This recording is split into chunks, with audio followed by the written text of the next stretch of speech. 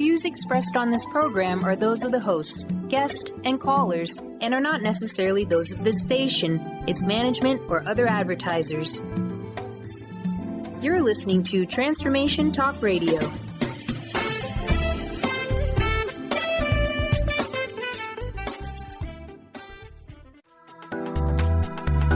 This show's audio was via a Skype call.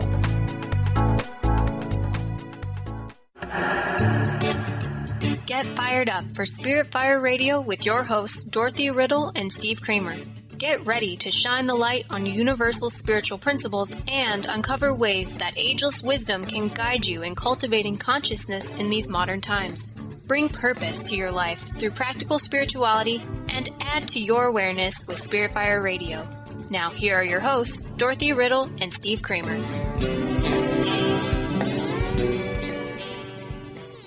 Hello, listeners. Welcome to Spirit Fire Radio. My name is Steve Kramer, and it's a delight to be with you, and also a delight to be with my co-host, Dr. Dorothy Riddle. Hi, Dorothy. Hi, Steve. Glad to be with you. Indeed. We are talking this month about adaptability as a principle that underlines the ways in which we coexist. We need to adapt, and this week we're going to talk about timing. We're going to talk about when to adapt. We talked a bit last week about anticipation. Actually, last week was really wonderful, juicy conversation, Dorothy. I really enjoyed it. So we're going to focus really on that idea of anticipating and timing. When is it optimum? When is the optimum time to adapt? I look forward to it. Dorothy, I'm wondering if you have a quote for us. I'm sure that you do. Yes, I have one. This is from André Gide. He writes, "You cannot discover new oceans unless you have the courage to lose sight of the shore." So we have to move out in anticipation of new possibilities. Yes, choice. And we have to choose, which moves us along, creates momentum. But when to do that? You know, that is the question. And you know, it's complex, this idea of adapting. When is the optimal time? You know, when do we get results that really will serve not only ourselves, but as we've been talking about, the greater good? So it's discerning this, discerning the proper timing for adaptation. That's right. Being able to see clearly what is working towards the common good and what needs to shift in order for us to continue to move towards what we want. And that includes also the moral implications of what's happening and what could happen. So it's a matter of deciding, yes, this is not only constructive, but it's also enhancing. Whereas maybe at another time we say, actually, if we made some changes, we might get more enhancement. And we talked about that really it is crucial to adaptation that we have this capacity to observe and to discern.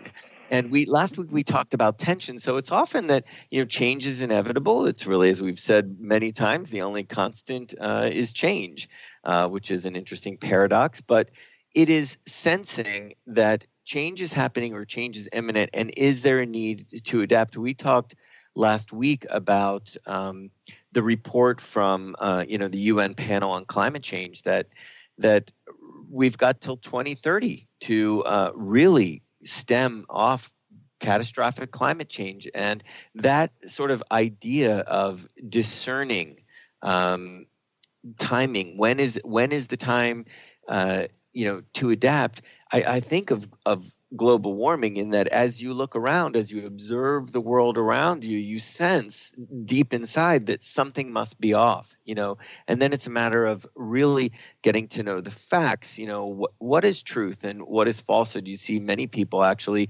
even in very certain political circles, saying it's all a big hoax, the global warming isn't factual. So it has so much to do with discerning the truth and then saying, okay, there really is a need. And in terms of, our environment, the need is right now. So how do we go about doing that?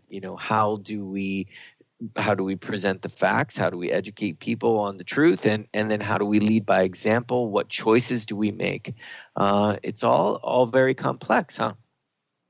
It is. And we talked last week about the whole idea of rehearsal, of thinking of different options. And I think this, with the issue that you raised of climate change, Steve, is particularly relevant here. There isn't a one-size-fits-all.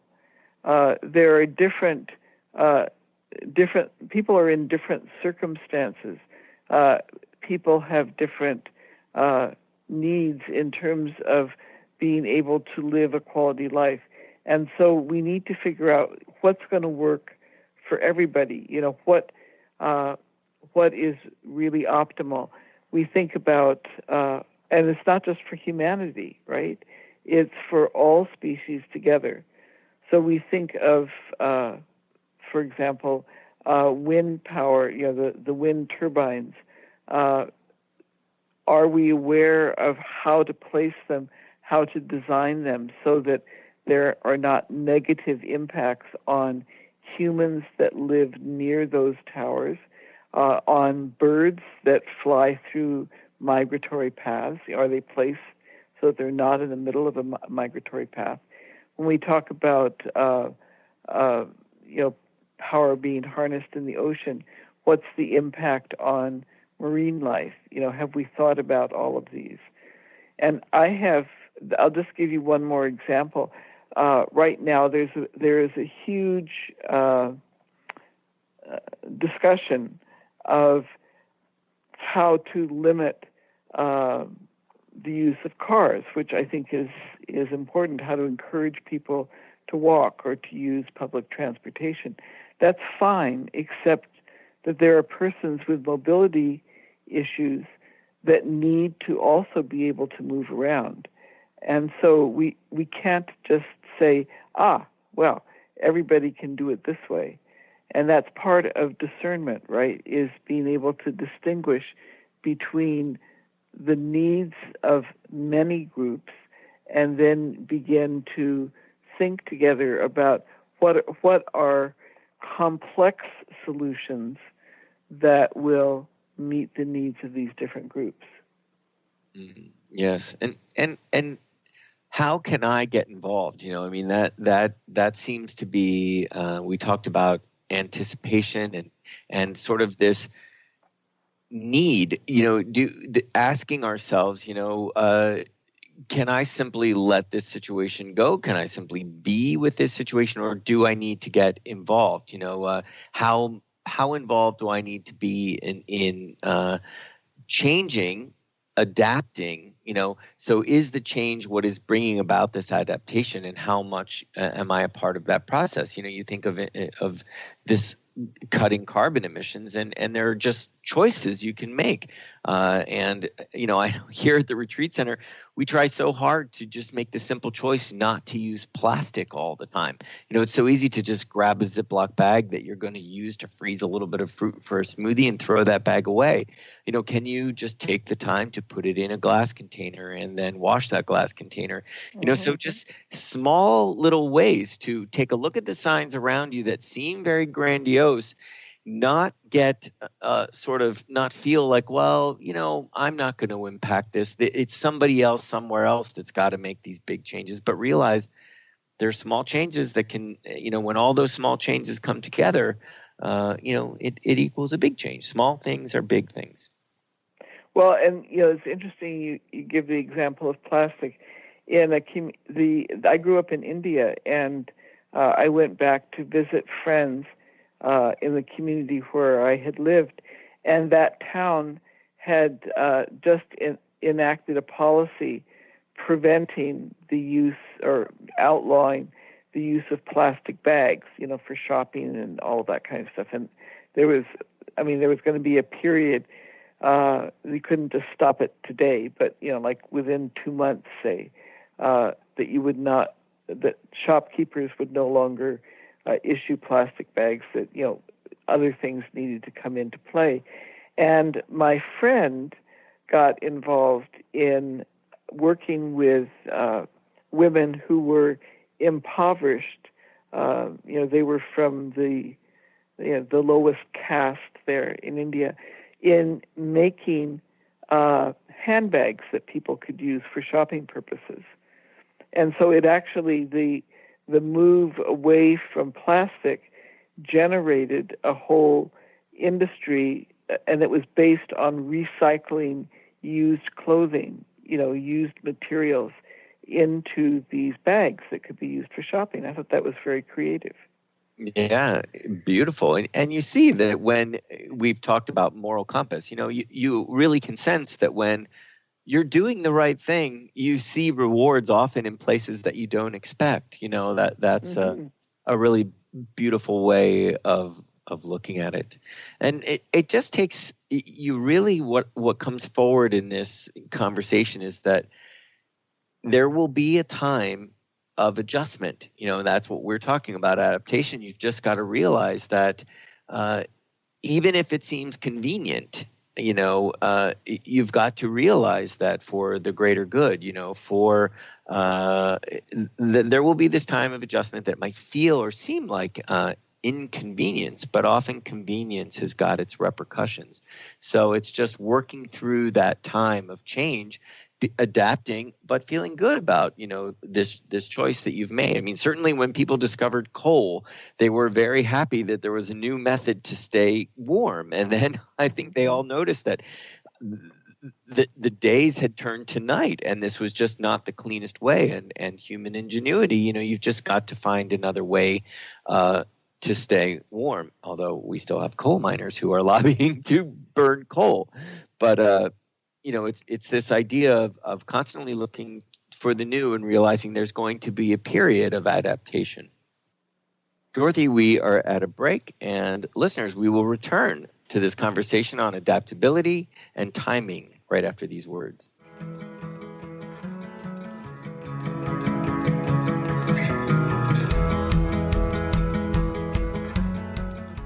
How would you like increased health and vitality? How would you like to avoid the onset of disease as well as slow the aging process? This is all possible through a simple, safe, and natural process. Every day we are either moving toward wellness or away from wellness. Hi, I'm Mary Jane Mack. I'd like to be your partner in achieving optimal health. Contact me now at maryjanemack.com or call 425-392-0659. Visit maryjanemack.com. Demystifying the Journey on From Here to There Radio with your host, Diane Garris. Tune in every third Wednesday, 4 p.m. Pacific Time on TransformationTalkRadio.com as Diane helps you get from where you are now to the life you envision. Get ready to get unstuck and move forward. Every show features a new special segment, New Age Notes, demystifying hot metaphysical topics of the day. For more information or to work with Diane, visit DianeGarris.com. Are you ready to attract abundance, release stress, look and feel younger, all from your smartphone? Get Pure Light, a free mobile app with audios that transmit powerful frequencies to shift anything in your life. Created by some of the world's top energy healers, these audios have created miracles, often quickly. Enjoy the latest in conscious technology and download Pure Light today. To find out more, visit purelightaudio.com. Charlene Hess is a red-headed powerhouse of energy, love, and light. As a hairstylist, personal trainer, and life coach, she empowers people to develop a deeper connection with themselves mentally, emotionally, and physically. Join Charlene the third Friday of each month on The Cornelia Stephanie Show. Get ready to experience your highest self, find your purpose, and discover your calling. You too can become unstoppable, shining your light and sharing your gift. Visit Charlene at charlenehess.com.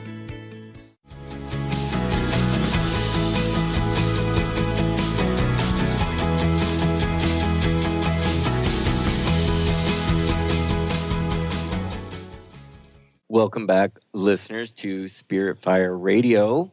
We are talking this entire month about adaptation, about our ability to adapt to change. Change is inevitable, and so we need to really flex this muscle of adaptation. So this we were talking about timing, Dorothy. Goodness, the holidays are coming up. I know you just celebrated Thanksgiving last week in Canada, and for us it is next month.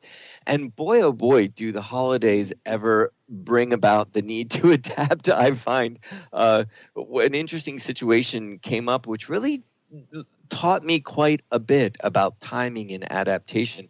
My partner and I don't get too much time off. We run a retreat center that's quite busy, but we often we have off Thanksgiving and Christmas, which is nice because a lot of people are with family, not wanting to go on retreat, and so we will often spend time with people close to us, with family, people we haven't seen in a long time, and everyone loves to come to New England in the autumn or winter, so we will often have people come stay with us in our house. And this year, because of some work being done at the retreat center, Christmas has to be taken off many people's calendars for visiting.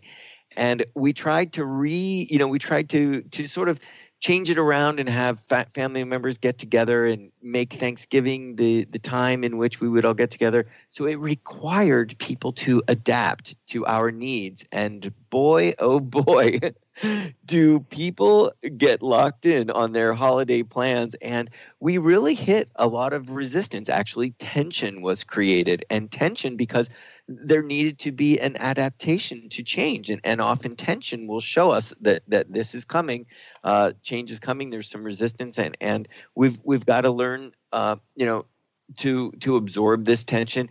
And boy, I'm a Mr. Fix-It, and I realized that I really needed to take a look at my relationship to adaptation. So I had to ask myself,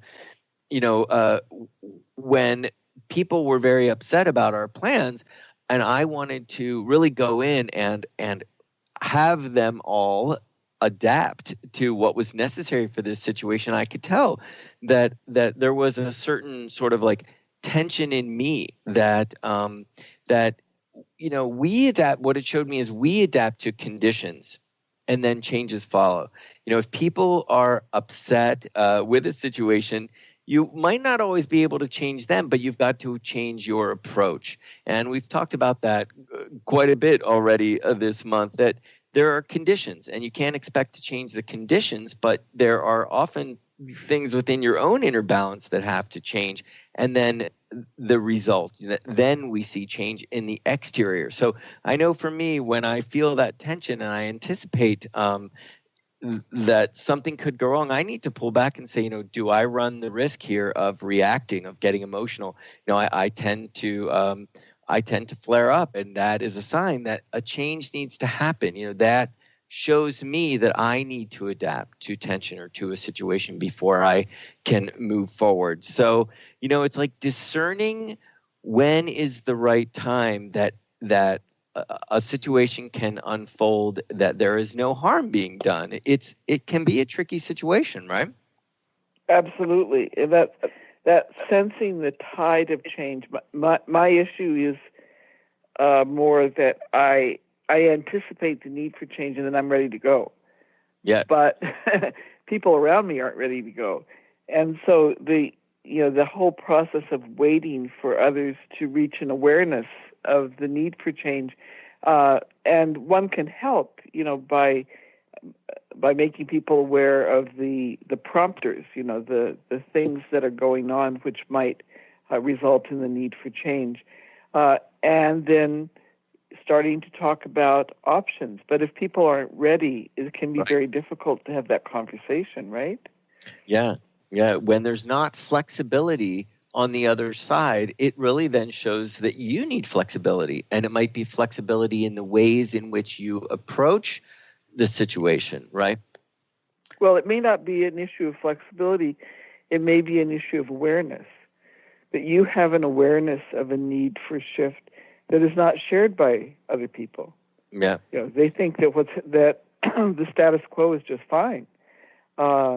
but you, it's kind of like they have that image of the canary in the mine shaft. That who is it that first notices that there's something going on, or animals that sense that there's an earthquake coming. So we need to be alert to those signs, but then also think through how to share that awareness with other people without providing a solution, right? It's not, we need to change and here's what we have to do, but rather bring them along in awareness that a change is needed so that you can begin discussing options. Yes. Patience, flexibility, resilience. These are words that come up quite often in our in our talks about the holidays, but also our talks about adaptability. And so sometimes it's a matter of yourself or myself being the person that responds, that says, something's needed. And sometimes what's more helpful is to wait for somebody else to notice that something's needed and then support that person. And even if they're headed in a direction that might not be what I think of as optimal, but at least they're recognizing that there's a need for a shift. And so that can then open the door to the discussion of possibilities and what are the options that we want to consider.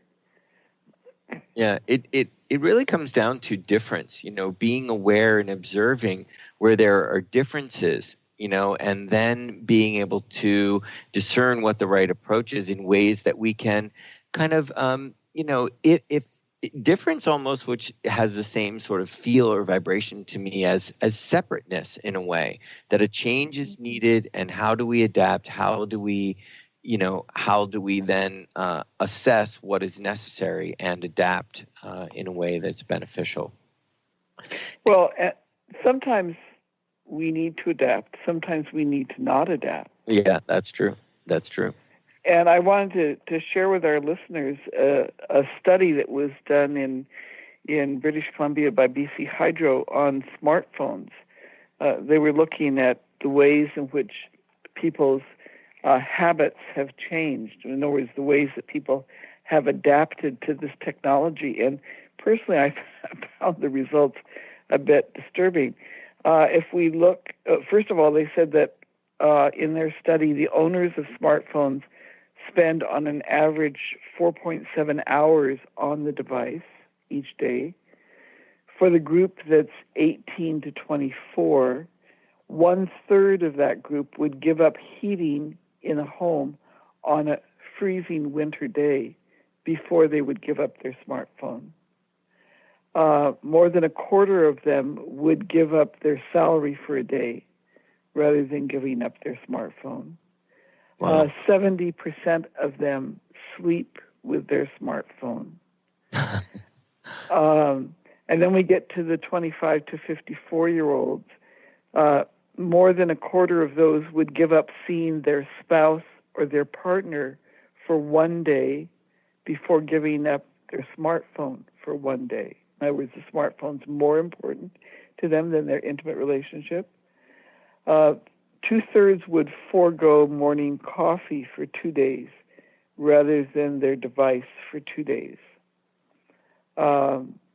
And 20% of this group admitted that they always slept with their device in their bed.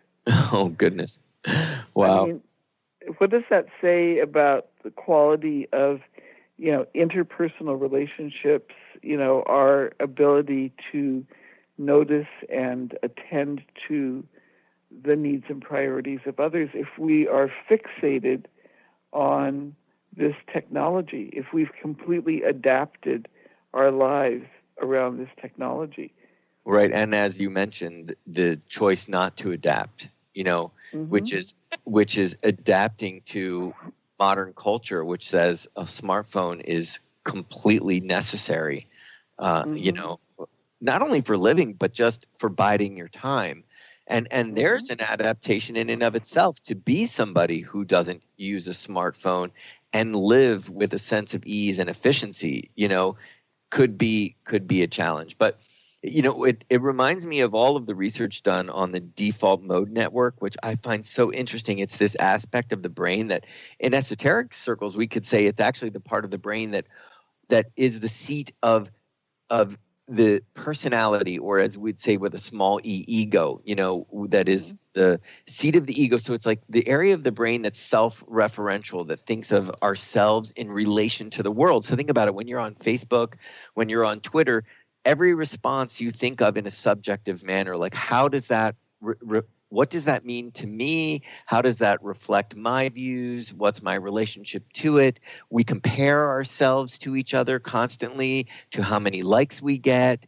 It's this idea of my self-worth through my feed, all of that we relate really to our smartphones. How do I look in this picture, these app that makes us look better? It's all so egomaniacal and self-referential. And what's interesting is when we're surfing the web, which is what you're talking about this study, that mode, that default mode network of the brain takes over. It's totally active.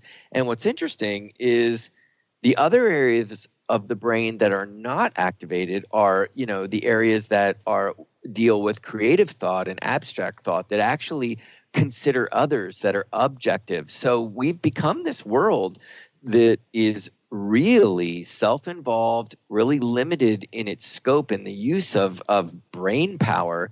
And you can see that, that when you start making these choices, like I'd rather be in my cold home than give up my smartphone, that there is really something quite limiting and maniacal about those choices. So, yeah, it's something we will have to learn to adapt to, which is this need to be constantly on these devices, indeed. Well, I had an interesting experience over the last couple of weeks where I'm in a period of my life where there's a lot of pressure that I have to deal with in my work life, and in order to offset that, my partner and I came up with this idea of mini retreats. 2 nights away or 2 nights, off, to recharge. And so the first mini retreat that we did, we went to a wilderness lodge.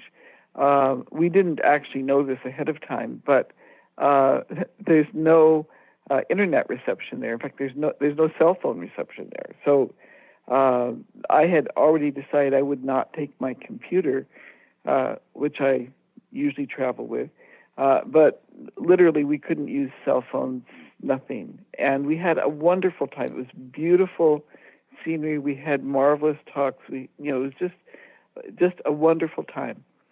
Then this past weekend, we couldn't get physically away, but we decided to do the same thing in our home. And so we talked about boundaries. I said, in our shared, living in our living room space, let's just say there's we're not on phones, we're not on computers. We'll keep the TV off, which we also didn't have TV reception. We won't be watching the news, that kind of thing. Yeah. And it was I found it fine, but my partner found it very challenging because of habits, in the home environment. And so the adaptation process had a lot of tension attached to it, which it hadn't had in the previous environment. So it's going to be interesting to see how we go forward with figuring out a way that we can adapt that works well for both of us. Well, wonderful, wonderful exercise. And perhaps it's just a matter of making that a new habit, for instance, for your partner, because, boy, benefits across the board for doing something like that. Dorothy, we're at a break, and I want to continue that subject. When we get back, we're going to continue the discussion on adaptability.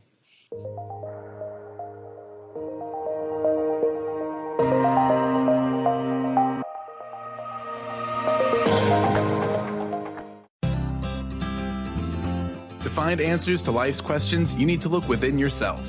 Dr. Glenna Rice brings your questionable conversations on Transformation Talk Radio each month. Tune in each month for insight into how you can live up to your full potential. Dr. Glenna is a physical therapist, certified Access Consciousness, and Access Body Class Facilitator. How does it get any better than this? For more information on Dr. Glenna Rice and her work, visit glennarice.com.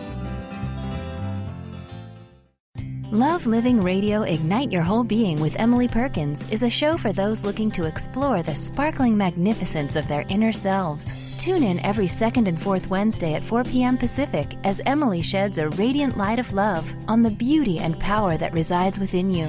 Discussing love in all its forms through conversations that provoke awareness, curiosity, and expansion, Emily shares the unlimited power of love. For more information or to listen to this show, visit loveliving.holistics.com. Introducing New Soul Science, an introductory course with Ruby Betty, offering profound wisdom alongside radically simple concepts and techniques that collapse time, allowing instantaneous personal transformation.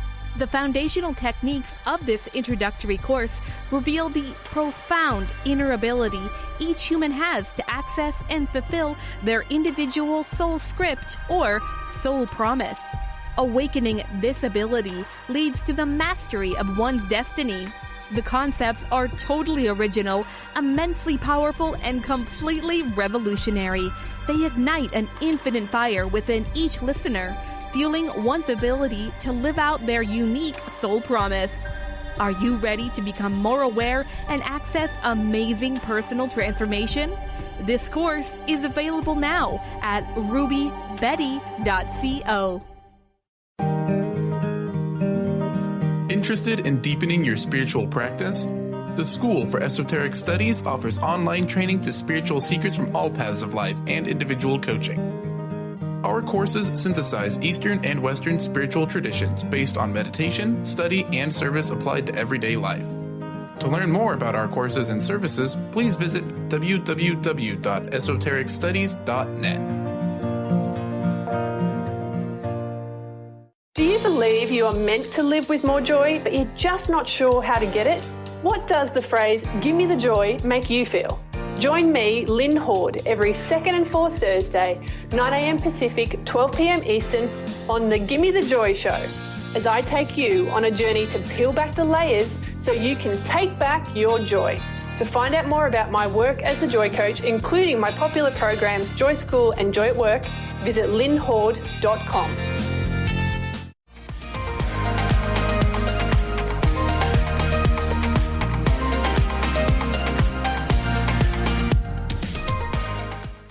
Hello, listeners. Welcome back to Spirit Fire Radio.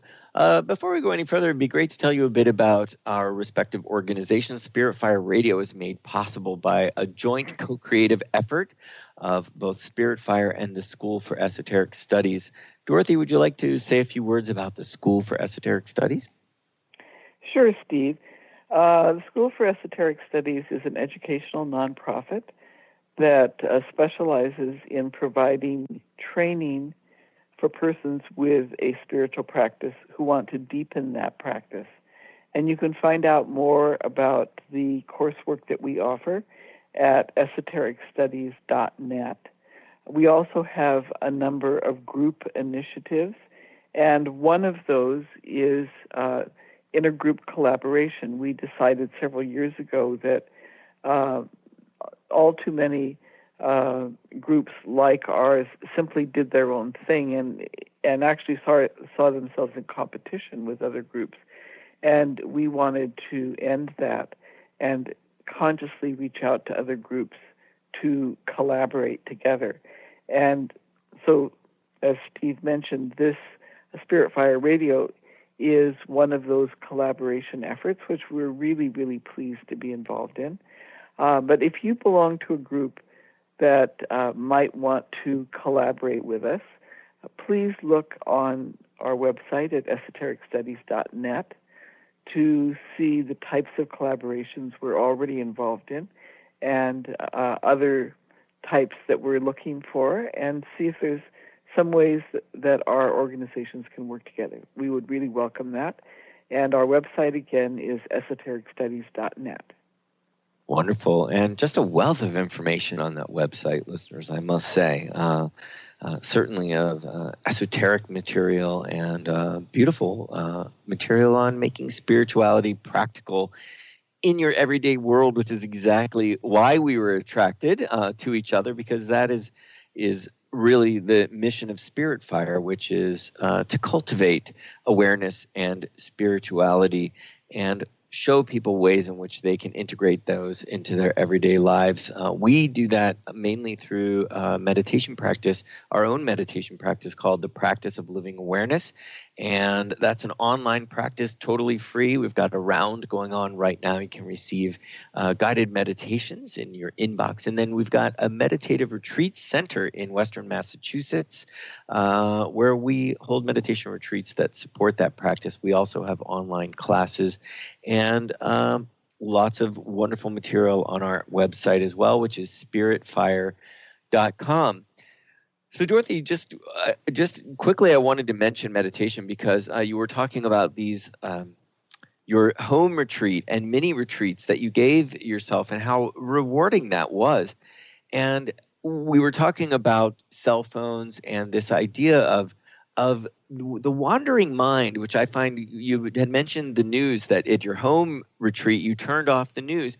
And much like surfing the web, this idea of the 24-hour news cycle, it really is, if you watch the news these days, not so much news. It's just constant criticism rather than reporting. It seems to be, these opinion shows rather than news shows. So they're taking the same topic and just presenting it over and over again. And it really reflects what the wandering mind looks like, a mind that's just moving from thought to thought, subtly changing it. We'll often repeat the same thoughts in our mind again and again and again. And what has been proven is that meditation and also time in nature, as you were talking about, being outside, taking this mini retreat, even just, going for a walk around the block can be a mini retreat.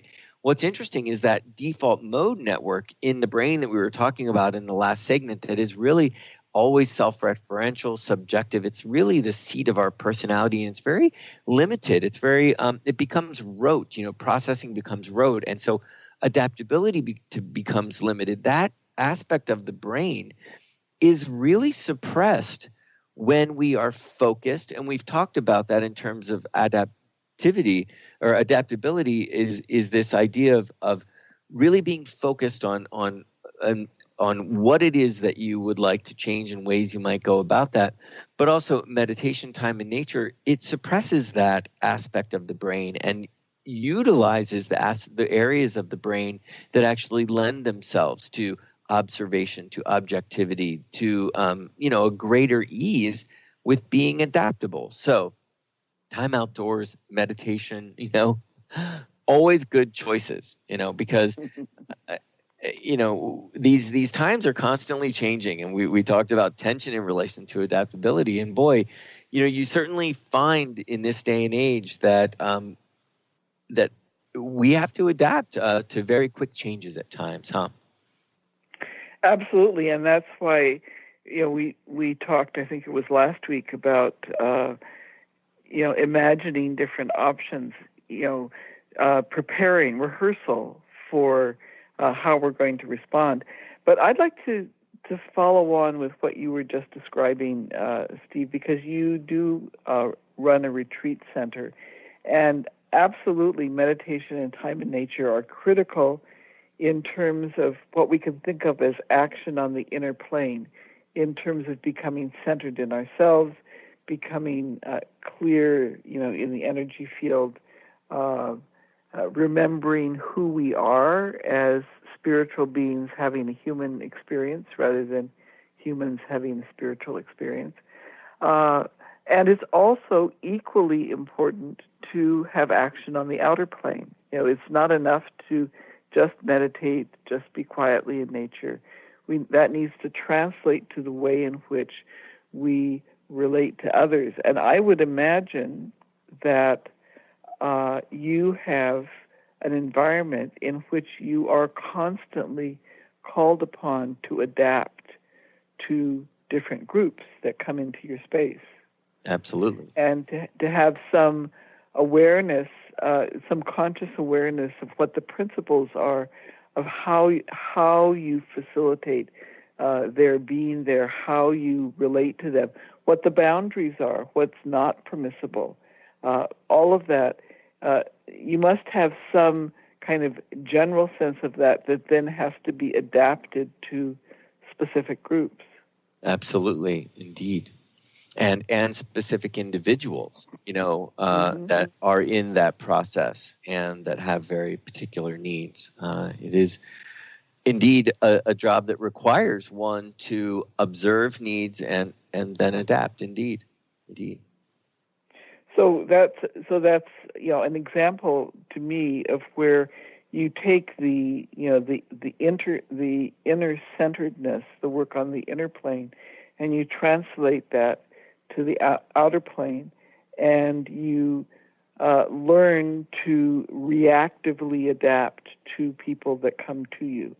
Yes, right? when it comes from that place of knowingness, because yes, you've rehearsed, but also you are aligned. There is a sense of purpose. You are aware of the purpose, and as something arises, you can sort of hold it up as a marker. Is this aligned? Even as running a nonprofit, I mean, Dorothy, you know this. Is this intention or is this activity aligned with our mission? Or is this sort of situation that is arising and there is a need to adapt to that situation? How do I respond in a way that will move it, into alignment with the intention or with the purpose at hand? It's a skill that one learns for sure, but alignment, certainly doing that inner work, I find is very helpful, so that when we do have to act in the moment, when we have to react, it's coming from a place of knowing. It's coming from a place with stability and ground, that that balance, and that if a situation reports that there is an imbalance or tension, what have you, that you are able to adapt in a way that brings that either brings relief or brings a rebalancing. Indeed. Mm-hmm. My mother used to say, remember that we are not always center stage. So in other words, we always need to be prepared to respond and adapt to what others are doing, those who are center stage at that particular point in time. Yes.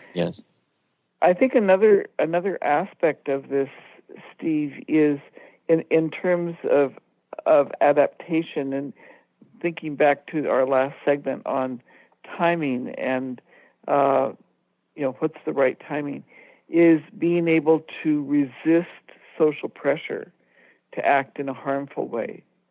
The pressure to laugh at a hurtful joke. The pressure to take an action because others will admire us for it, rather than because it is something that is congruent with our values and the way in which we see the world. I'm mindful of the statement, I think it was the brother of Senator Heidkamp, in talking about the vote on Kavanaugh. And the brother said she has to be able to look in the mirror in the morning and see herself, her whole self. Yes. Knowing when to adapt and when not to adapt to the status quo, definitely so important. And much was brought to light that during that whole process, we could see where the moral compass, where was it pointing for many individuals. Dorothy, we're at a break, and listeners will be right back after these words.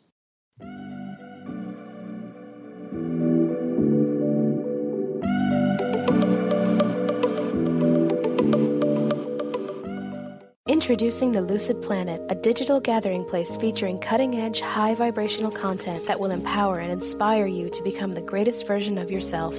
Visit the Lucid Planet today to stimulate your mind, body, and soul as you connect with a global community of like-minded people. The Lucid Planet is edited by renowned psychologist and author Dr. Kelly Neff, who is here to help you cope with anxiety, connect to your higher purpose, uncover your true passions, and live your dreams. Dr. Kelly's fresh, compassionate perspective emphasizes growth, transformation, healing, and thriving. Even in the face of adversity, say goodbye to bad news and low vibrational media for good and become part of the larger collective of people working together to navigate the global shift of consciousness and transform the world from within. Join the planet, the Lucid Planet. Visit thelucidplanet.com. Welcome home. Ignite your inner magic on Grow Your Soul Radio with Jane Matanga. Tune in each month on Transformation Talk Radio as host Jane Matanga explores how to overcome your fears to help you gain the inspiration you need to awaken your path to joy. Learn the way to life mastery and the enlightened path with Grow Your Soul Radio. For more information on Jane Matanga and her work, visit enlightened-path.com. Are you your story? Or can you change your story? Can you change what you believe to be true about yourself and your circumstances as part of your healing journey? What if you were to change your expectations? What if you were to invite ease and cooperation into every day and then step back and see what happens? It might just be easier. I'm Megan Edge, and I hope that you'll join me on my new radio show, Playing on the Edge, Radical Change with Ease, with my co-host Dr. Pat on Transformation Talk Radio. I look forward to seeing you there. Want to find out more about Megan Edge? Visit her website at meganedge.ca.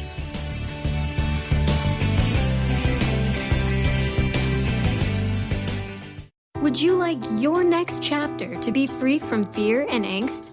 Tune in to Your Next Chapter Radio, navigating through life's transitions with Shelley Ryan the fourth Monday at 12 p.m. Pacific on TransformationTalkRadio.com. Shelley's contagious enthusiasm guides you through life's transitions deliberately, mindfully, and funnily. For Your Next Chapter coaching or to listen, visit YourNextChapterCoaching.com or call 602-617-8351. Next.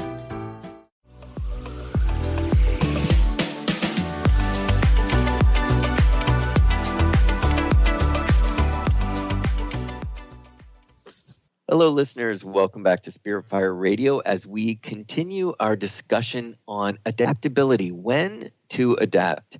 And Dorothy, just before the break, you mentioned a little bit about politics, and I just want to say that, goodness gracious, it does seem that week by week the political landscape is changing so much. In one way, I was sort of just a little bit dissing the 24-hour news cycle, but you sort of see why there is such a thing, because it seems like on an hourly, certainly daily basis, so much can change. So this idea of pre-paving, this idea of being proactive in terms of our readiness and our capacity, our ability to adapt is so important. How do we do that is a big question, for me anyway.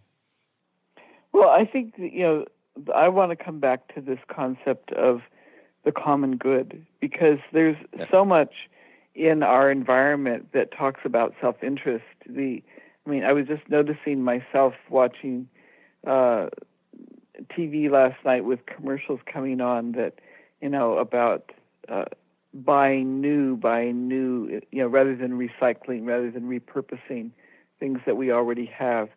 You got to have the best, you got to have the newest. It's that whole self-interest focus. I can't say that it's always easy for me to do this, but I think it's a really good exercise to try to walk in the shoes of people who have very different perspectives, very different ways of viewing the world. I'm not talking about people who I would say are, more morally bankrupt, if I can use that term, but someone that I respect, but who really sees the world differently than I do, or really has different priorities, and try to understand why, how that feels, and then try to imagine ways to bridge from that perspective to my perspective, so that we're constantly looking for solutions that are more than your self-interest, my self-interest, but that really can move all of us forward. And that's not something, I mean, it's easy to default to what I believe, and of course I'm right. I'm always right. Is that the feeling that comes along with that? To trying to broaden our perspective so that we are in a position to proactively identify ways in which adaptation might be possible. One piece of advice from my partner, who I am always so appreciative for coming at situations in a very different way than I would. This whole talk about the sort of holidays and this upheaval that happened with a bunch of our family members and very close friends, and people being upset, and me, when people are upset, as I said, right away I get a bit, I want to fix everything. I get a bit emotional, and you could even tell as I was telling the story, I could feel it, that I was not even being articulate because my emotions were taking over. And my partner said, try an alternative response. If it is in your nature right away to speak up, to want to fix things, maybe just for once, choose silence. Choose to step back and allow somebody else to come forward with an option first, or just choose to say no. I'm often the yes person. Choose to say no and observe what happens then. So, we can also be proactive in a way by flexing different muscles within our response mechanism, by trying new ways of approaching a situation. Let somebody else fix something or help, where you would usually be the first one to jump in. And in that time, observe. And as you're saying, think about it, use that time proactively to consider the whole picture, to consider yourself and your well-being, to consider the other person and way they might be perceiving the situation. How can goodwill be achieved, and what, to take that time where we might react right away and use it very proactively. And I find that, that it really worked in this situation, and very good things came of it. That's great. The white paper that I referred to last week that the School for Esoteric Studies is working on, what we're trying to help people understand is the need to find solutions that do address the issue. In other words, they don't sidestep them. They don't say, "Oh, everybody's loving," because everybody doesn't have that intention all the time. But focuses on both standing against whatever is harmful or violent, and standing for alternatives that will be productive and that will move us all forward. And I know I've said this before on this show, but I keep coming back to that model of mothers against drunk driving, not mothers against drunk drivers. We get into trouble when we are hateful and angry towards and critical of individuals. Yeah. That just increases divisiveness. But on the other hand, if those individuals are taking a position that is harmful to others or are allowing harm to occur to others, we have to stand up and say something. We can't just let it go. And so there's a tension there, right?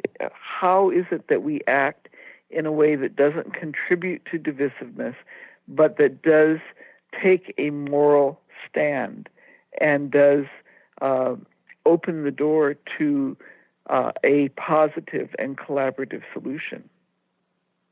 Well said. And, and I find that can be for situations great and small. That can be for situations that are quite global and quite sweeping, and situations that feel more personal and intimate. That's a wonderful way of finding a solution and creating momentum, toward a solution that involves goodwill and involves non-harm. It's, it comes, we've also said this several times.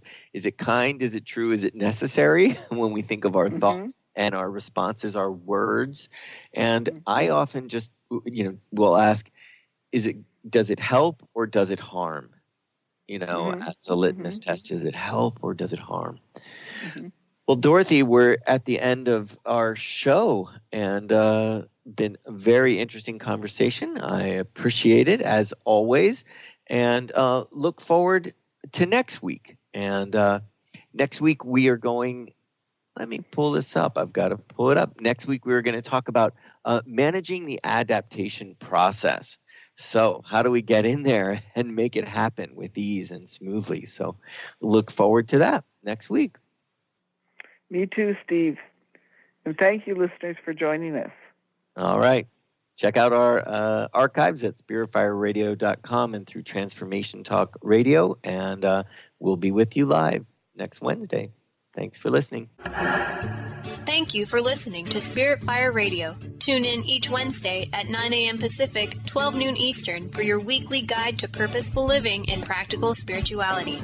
Join hosts Steve Kramer and Dorothy Riddle as they shine the light on universal spiritual principles and uncover ways that ageless wisdom can guide you in cultivating consciousness in your everyday life.